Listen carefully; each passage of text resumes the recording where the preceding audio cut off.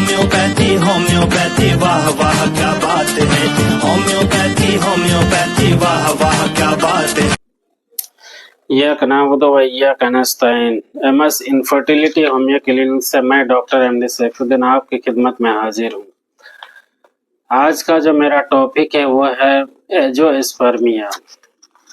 दोस्तों, एंजियोस्पर्मिया क्या होता है, ये क्यों डेवलप करता है, इसको जानने के लिए सबसे पहले क्या चीज़ देखना पड़ेगा। तो इसको जानने के लिए एक टेस्ट होता है जिसको हम सीमेन एनालिसिस कहते हैं। सीमेन एनालिसिस से ये चीज़ देखा जाता है कि इसका स्पर्म क्वालिटी क्या है, स्पर्म का मॉर्फोलॉजी कैसा है। उसके वजह से, उसके कारण से ये चीज़ हमको पता चलता है कि ये एंजियोस्पर्मिया है या दूसरा और कोई बीमारी है।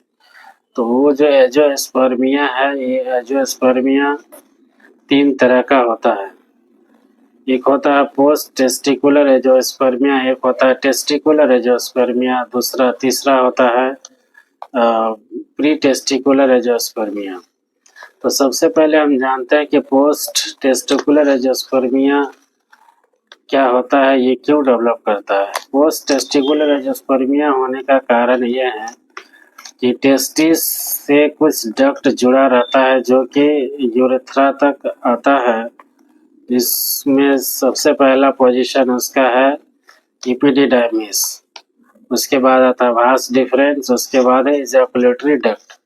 ये तीनों जगह अगर कोई ब्लॉकेज है, कोई अगर उसमें कुछ जमा हुआ है जिसकी वजह से जो स्पर्म टेस्टिस के अंदर बनता है सेमिनिफेरल्स टेबल्स में, वहाँ से स्पर्म ट्रेवल करते हुए नहीं कर पाता है ब्लॉकेज के वजह से, जिसके वजह से इनफर्टिलिटी डेवलप करता है, बांझपन हो जाता है, बच्चा पैदा नहीं कर सकता है।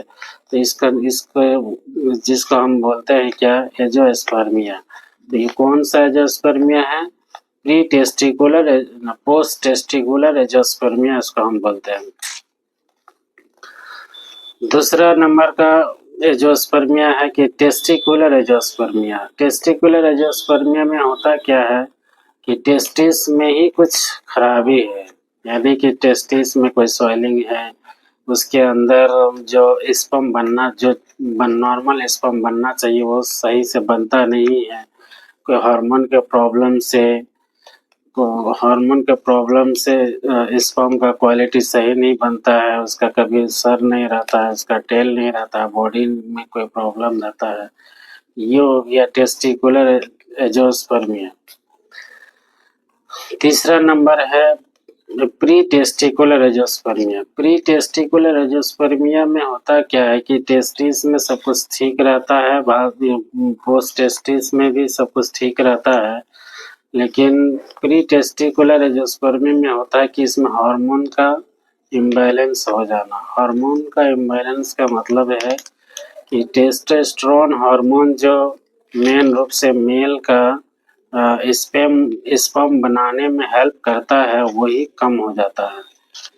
जो नॉर्मल रेंज रहता है टेस्टोस्टेरोन हार्मोन का, वो रेंज कम हो जाता है, यानी लो टेस्टोस्टेरोन की वजह से ये प्री टेस्टिकुलर एंजियोस्पर्मिया डेवलप करता है। इसमें एक चीज़ और है कि अगर टेस्टिस में कोई इन्फ्लामेशन है, और काइटिस जिसको बोलते हैं, या वेरिकोसील है जिसका हम एपिडिडाइमिस, वास डिफरेंस सब बोलते हैं, जो डक्ट रहता है उसमें पानी जम जाने की वजह से भी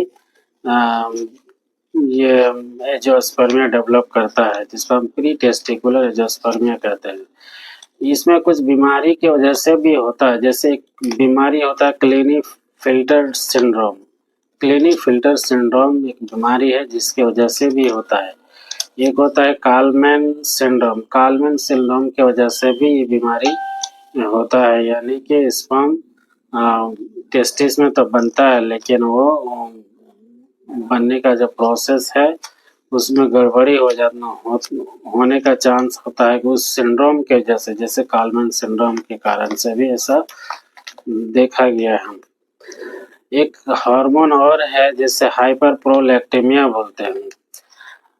तो हार्मोन का नाम है प्रोलैक्टिन हार्मोन। ये हार्मोन लेडीज में ज़्यादा का रोल, इसका रोल लेडीज में ज़्यादा रहता है, यानी कि जब भी वो ब्रेस्ट फीडिंग करती है कोई भी महिला, तो वो दूध बनाने में यानी मिल्क फॉर्मेशन में प्रोलैक्टिन हार्मोन का बहुत बड़ा रोल है।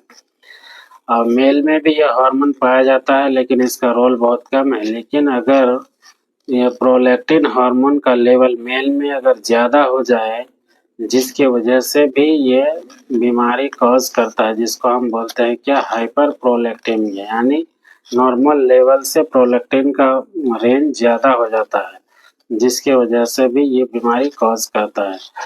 तो ये थी कुछ बुनियादी बातें एंजियोस्पर्मिया के हवाले से, जिसकी वजह से बहुत सारे मेल जो है ना बाप नहीं बन पाता है, इनफर्टिलिटी डेवलप करता है, बांझपन हो जाता है। तो किसी किसी को 10 साल 15 साल हो गया शादी हो के बच्चा नहीं हो रहा है। तो बच्चा नहीं होने का कारण है कि उसके अंदर सीमेन तो निकलता है, लेकिन सीमेन में जो स्पर्म रहना चाहिए, जो कीटाणु रहना चाहिए, वही नहीं रहता है। तो होम्योपैथी में इस कंडीशन के लिए बहुत अच्छा ट्रीटमेंट है, बहुत अच्छा मेडिसिन है जो कारगर है, और इससे बहुत सारा रिजल्ट भी मिला है। लेकिन एलोपैथी में अगर एंजियोस्पर्मिया का कोई केस मिलता है तो उन लोगों को डॉक्टर सीधे सीधे तौर पर ये कर देता है कि आपको आईवीएफ करा लेना चाहिए, क्योंकि आपका स्पर्म ही नहीं है। स्पर्म नहीं है तो उसका कुछ कारण है, तभी ना नहीं है, कारण के वजह से स्पर्म नहीं है। तो वो सारा कारण होम्योपैथी से बहुत अच्छे से ट्रीटमेंट किया जाता है और स्पर्म बनता भी है। तो मेरा क्लिनिक है लारा चौक किशनगंज में। मेरा मोबाइल नंबर है 8084546073। आप इसमें कॉल करके हमसे बात भी कर सकते हैं। अगर आपको कोई प्रॉब्लम है तो आप हमसे मिल भी सकते हैं। आज के लिए इतना ही। अल्लाह हाफिज़।